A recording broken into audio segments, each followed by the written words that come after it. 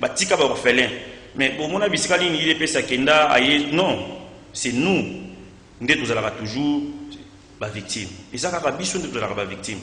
C'est vrai dans le bien en na marche tant ba bimaka. Et quand le peuple revendique quelque chose, et que Monique Moto et Azalaka Moto, c'est vrai, on peut te toucher, c'est comme ça la masse. Sans pour autant qu'on attribue à mon IDPS, un peu exemple que ça se passe partout au monde. Donc même mon délai autant sous mon tout à l'oularaï, mon délai sera bimi pour réclamer l'euro. Il y a toujours des choses qui se passent. Alors le gène de l'UDPS. Donc dégâts collatéraux ils ont raté. Alors le gène de l'UDPS, habité.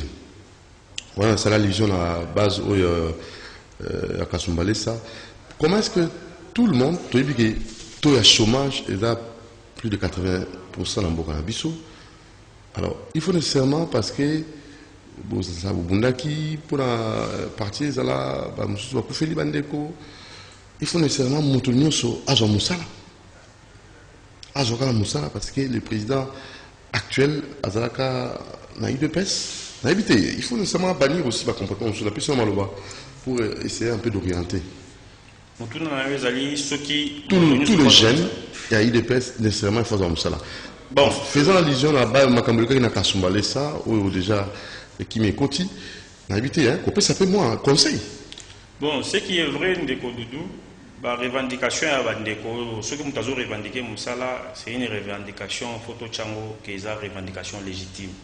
Donc, Motonio so, Azana droit, il y a été à ça. Là, c'est reconnu d'ailleurs, la Bible est un mot pour le moto et la taliate. Donc, ce qui m'a salité, c'est le roi, le aliate. Donc, moto face doit moussala. Et tout celui qui revendique qu'il faut ça là, il faut tout reconnaître et droit wana. Donc, c'est tout à fait légitime.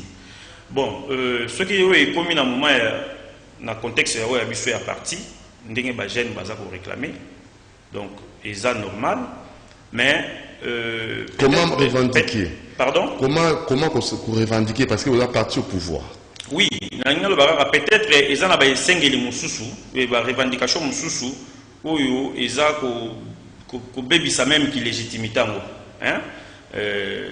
Kolingate tango zo senga musala yo o créer yo na ndenge na yo ngamoko na créer place yo le roi monsieur les athées ngamoko na vandia aller na bandi ko zo soki ba taxe na bandi ko yebisa bato yo pesa boy non là ozo kende au-delà ya ndenge ba pesa yo droit na yo ya ko revendiquer donc ozo tia bato mususu mal à l'aise pendant que ba biloko mususu il faut l'état ça là yo individu ko sala monter parce que tu réclames que faut zo musala là ce sont des trucs à condamner donc là nous ne pouvons pas permettre s'il y a des amis o ya biso bazo sala biloko bongo. Nous devons être clairs avec eux que tokoki ko tolérer biloko wana te biso IDPS tozo bandelango to bunda po mboka oyo ekoma état des droits c'est-à-dire mboka oyo mibeko eza likolo ya moto nyonso esika ya mboka ya bongo ndenge nde développement ko ya nde social ekobonga nde makambo nyonso ekozala na kimia donc aujourd'hui tango tozo luka état des droits eza po tango kimia ekozala tango makambo nyonso ekozala au sérieux koyiba mbongo na kesa l'été kozala te kosala mobulu na ndenge ya kobuka biloko mususu ekozala te mokonzi ya mboka Félix Antoine Tshisekedi atambolaki awa na ba voyage biso tomonaki ezalaki te parce que azalaki na posa ko tambola mais akendaki nde koluka ba investisseur po ba ya ba pesa misala na mboka oyo po ba jeune bazwa misala. Ce que nous devons reconnaître, les jeunes doivent les reconnaître partout au monde. Il n'y a aucun pays où il y a pesa plus de 50% de la population est musala. L'État engage à Bongoté. Même aux États-Unis, on a dit que 50% du peuple américain va à l'État. L'État a fait sa opportunité, c'est-à-dire les investisseurs sont baillés, tu es belé, privé, donc il ne faut pas que les biso que biso photo ça pas l'État. Non.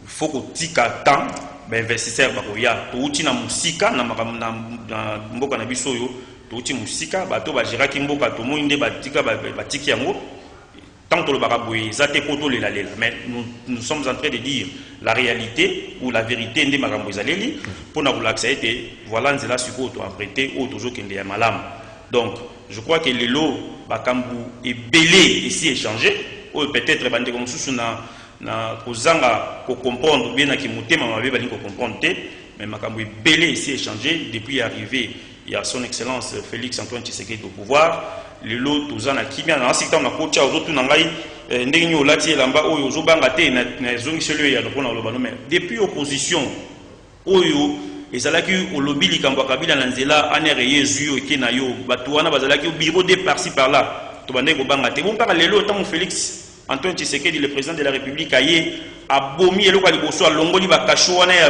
intimidation wana anere alandaka su mutu te bato bazoleka na bachaîne na bino ba n'importe quoi liberté wana déjà c'est un grand pas oyo pour reconnaître yango il faut la rendre mutu amona musika peut-être mutu mususu manque ya lecture à makambu ah te tisiko tozomona eloko te mais nous sommes en train de sentir et d'avancer avec l'application état des droits oyo ndeko Félix Antoine Tshisekedi le président de la République aza kobunda mutu pe moi pour instaurer tu as eu quelques minutes, tu as quelques questions d'actualité. Maman Yvette Kimbuta, Aza Namakala, n'a habité.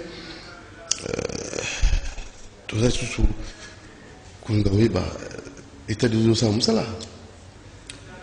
Diango, tu connais pas de état de Dosa Moussala. Je peux dire, mais tout ça, à double vitesse. Tout acharnement, tout chassalom. Mais mon toit à double vitesse, mon toit à acharnement, il n'a qu'à l'accès à double vitesse ou acharnement. Pour bien se yebi, les lots, bateau union sur bazalaki dans le régime passé, pour se considérer le coup la bande ba propriété, ba propriétaire yamboka Congo, ba ko ça la nyonso, to yoka ebelé, ce qui est vrai ici c'est l'andé la makamponate. Mais les locaux, les état de droit, ceux qui balandent le marambo, c'est là qui est commis acharnement. Donc, tout tika yoko yibaki, tout tika yoko zalaki moi si akingani. Non. Moi j'aurais donc d'ailleurs dans l'obité que biso toza bassin, toza ceux qui pendent gagner. Moi même n'attends au biso to gérer aw. Ba faire route ko bima 100 jours aw. Na linga ibalo batake tala moto IDP sa sali bo tala moto asi. Boyo ki biso te. Donc, c'est vrai moi ma bena biso musu toza la mettre toza na discipline. Les maîtres nous ont enseigné. Mbongo l'état bazwaka te mbongo l'état eza ya peuple oyibi bakokanga yo donc biso nyonso nde toza boye ngamu nazoloba na eza makambo so afana sala mona réfléchira 10 fois parce que j'ai peur aussi d'être arrêté. Très bien. Je me dis pas que non parce que toza ka pouvoir je peux faire tout non j'ai réfléchi donc pour na sala eloko moko boye donc c'est pour dire que formation to joie ezongi sakabiso à chaque fois que to sala kama mabe to réfléchir. Alors comment mettre fin tout ce qui à la criminalité pour les aller na est tout le monde dans la classe, n'a habité tout au Sarandeni pour qu'il n'ait pas est ici là. Et marche menée Filimbi a organisé les 4 l'ambassade de la Rwanda, n'est pas que Tunisia Mukwege, on a dit qu'on soutenir Mukwege. Alors un mot par rapport à ça pour clore. Et dans l'État sécurité il y a est vraiment ils ont la situation et Tunisia Rabiso mingi makas. Mais il faut tout y que biloko mususu biso mo ozala responsable nango. On a biso, c'est-à-dire eza bande ko na biso ebele ba oyo ba komisa likambu ya est wana cop na bango. Ils na ba généraux, ils même na ba civils ba kota na cop wana pona bango ndenge est ezalaka bongo. Eza pona bango moyen ya kozwaka ba richesse pour bazala bato ambongo. Et belé bazana ba immeuble ici à Kinshasa même là-bas est là bazotonga libanda pour na bango situation fait à la bongo et au moment na sikoyo ba les mêmes batouana bazo sala ba buzo ba wana ba yaka ko kitsa masumu na bango et pas ya l'état pour na koloba ete voilà c'est que l'état zo sa kokate pendant que bango mo konde bato mabe c'est qu'il faut faire je crois bien que au-delà de Batouana, il y a aussi nos amis autour bango ba pays limitrophes ba kota pe na cop wana ba monde pe baza ba instigateur ba biloko la nyonso.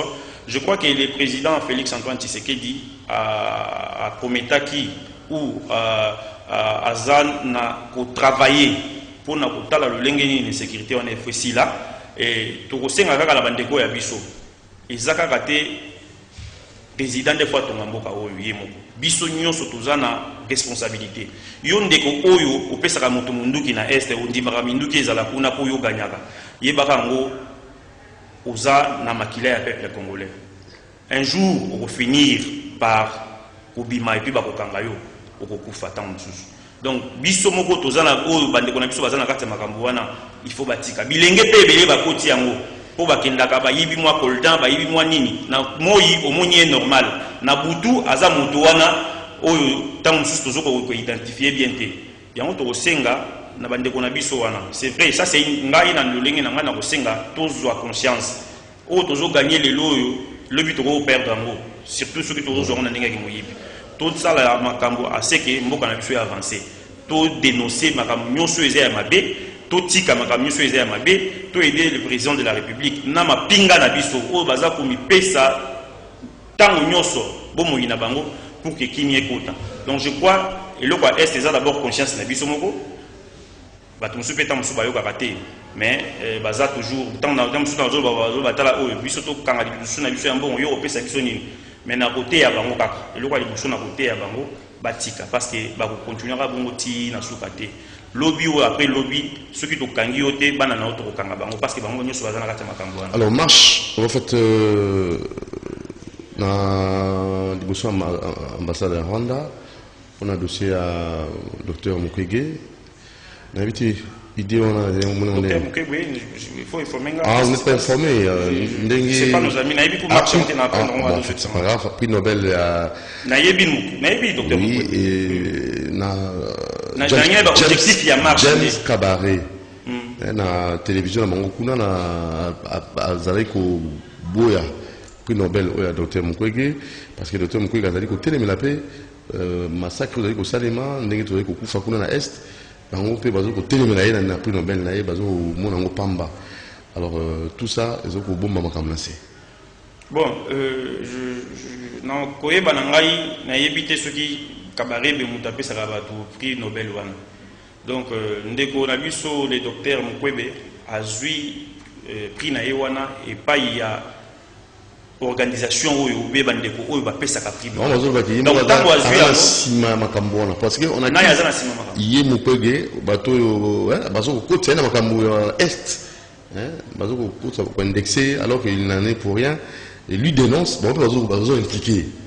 Bon ceux qui bango bazana ba preuve que ndeko Mukwege bazana biloko wana état congolais ali bango pe baza état je crois James Cabaret be azar na Rwanda azar officiel là-bas il n'a qu'à donner tout ce qu'il a comme des preuves na mboka na bango. Je crois nous avons des relations diplomatiques ba pesa ba biloko bazana loko après ceux qui ndeko Mukwege azana biloko wana ya zoloba l'état congolais va s'en charger de lui même. Donc je crois que ils ont makambuté il faut alors barango na mboka na bango kuna il connaît bien comment l'État fonctionnera et quelles sont les relations, comment les relations entre les États fonctionnent. Donc, s'il a des éléments, où il y a l'État congolais et l'État congolais va s'en charger de ça. Alors, ça n'est fini pour aujourd'hui. M. Emmanuel Boya, secrétaire national exécutif de la Ligue des jeunes de l'UDPS, merci à nous pour répondre positivement à l'invitation à l'absence. Merci beaucoup. Numéro de téléphone pour la batterie na poto. Si c'est important, sinon, bah Beningai n'a pas mon numéro 9.